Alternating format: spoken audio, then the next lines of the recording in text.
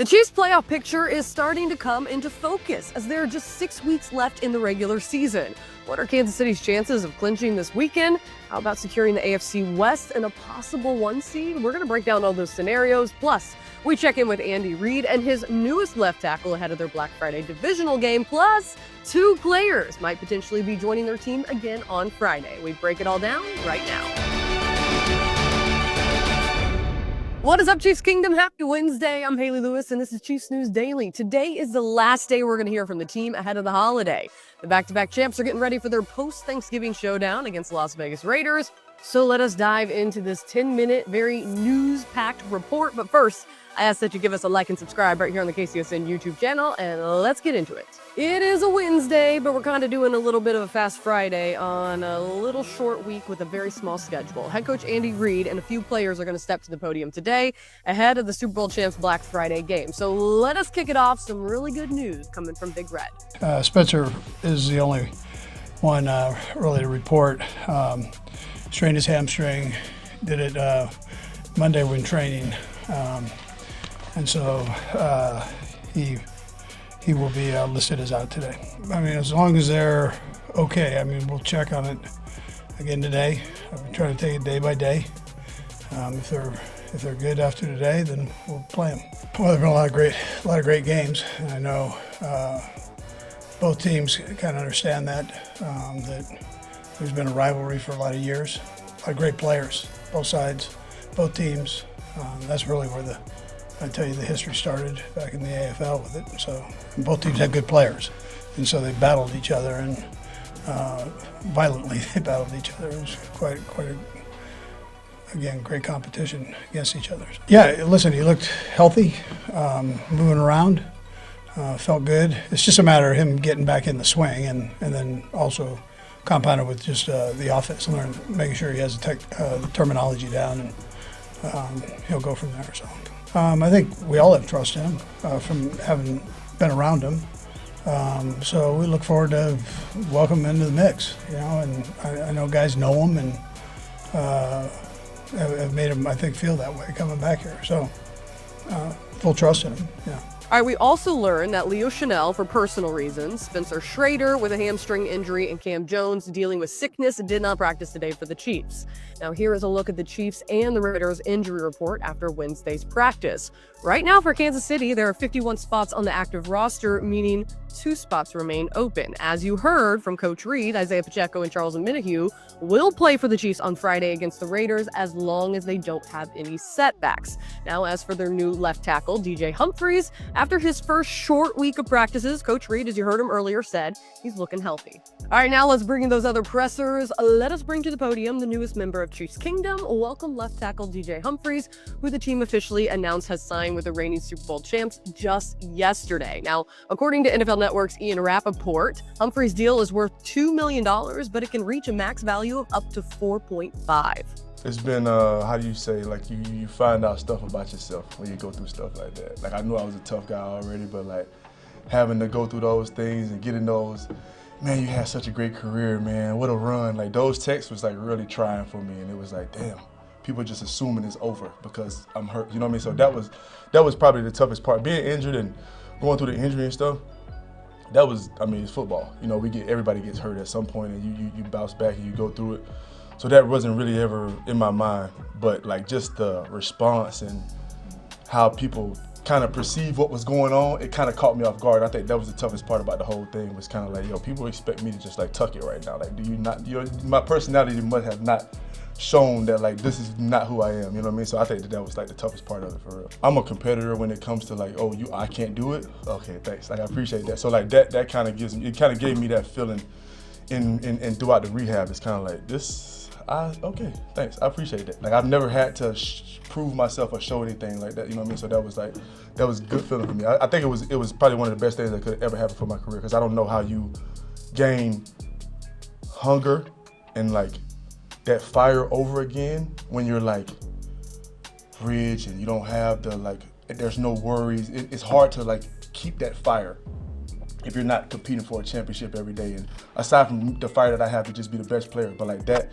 fire of like, I got something to prove and I got to go out and show it every day, when you start getting paid and become a vet, you kind of lose that part of it. So I don't know if I would have ever had anything happen to make that feeling come back and that fire come back, and I gotta prove it come back. So I think it was good for me, honestly. Crazy to say, but I think it was.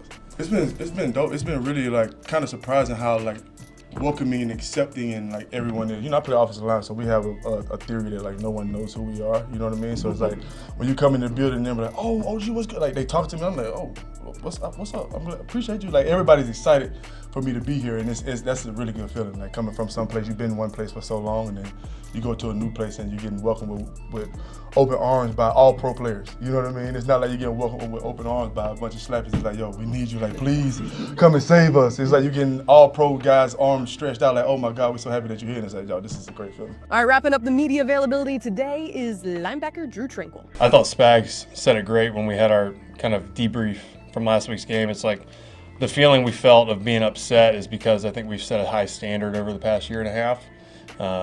Not only statistically, but just culturally.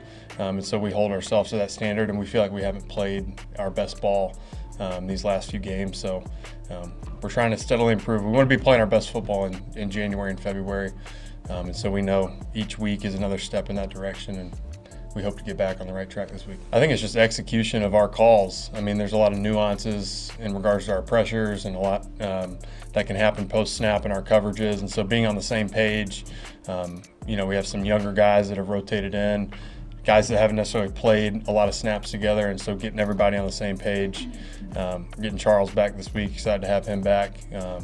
But just communicating, being on the same page, executing our stuff. All right, folks, the playoff picture is becoming more and more clear as the Chiefs have just 6 regular season contests left. So yesterday afternoon, the NFL confirmed the scenarios by which the Chiefs could clinch a playoff spot this weekend. Now, the most likely scenario, according to ESPN's Adam Teicher, would be for the Chiefs to beat the Raiders on Friday, combined with a loss by either the Dolphins, who are going to play the Packers on Thursday night, or the Broncos, who face the Browns on Monday night. This would be the Chiefs' 10th consecutive playoff berth. That means Kansas City could clinch a playoff berth this weekend if they win, and a few other games have to fall into place. So all the possible scenarios are as follows. A Chiefs win plus a loss or a tie by Miami, or a Chiefs win plus a loss by the Broncos, or a Chiefs win plus a loss by the Chargers plus a tie by the Broncos. One scenario, however, involves Kansas City ending Friday's game against the Raiders in a tie, which would need to be paired with a loss by the Dolphins. So basically, if not this week, the Chiefs are going to be clinching their playoff berth very, very soon. Right now, Kansas City has a 99% chance, actually a little over a 99% chance of making the playoffs. Now, if they lose all 6 remaining games of the season, they still have a 91% chance of making the playoffs, according to the New York Times playoff calculator.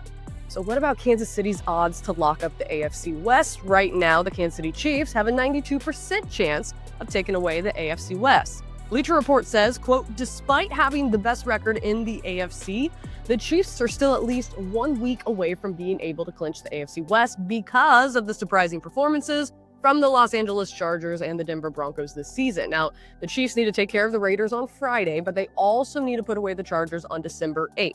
With those 2 division wins, Kansas City should snag their 9th consecutive AFC West title. Well, what about the Super Bowl champs' odds of locking up the AFC 1 seed? Well, currently, the Chiefs have a 52% chance of having a playoff bye week. The Buffalo Bills are close behind on the Chiefs' heels. Right now, KC sits 10-1 atop of the AFC, with the Bills close behind at 9-2. If the Chiefs win the final 6 games of the season, not only do they break a franchise record of finishing a season 16-1, but they'll secure the 1 seed no matter what Buffalo does. Realistically, though, if the Chiefs win 5 of the 6 or 4 of the 6 remaining games on their schedule, they still could get the bye week, but it depends on what the Bills do too. So if Kansas City wins 5 games before the season and the Bills win out, well, then Buffalo would take the 1 seed because they beat Kansas City in Week 11. But if the Chiefs win 5 of their 6 remaining games and the Bills lose once before the end of the regular season, Kansas City would have the 1 seed. All right, we're going to wrap up the show today with some positive news to send you off right for your Thanksgiving weekend. Wide receiver Hollywood Brown shared this via his Instagram story. It's a video of him working inside the Chiefs practice facility.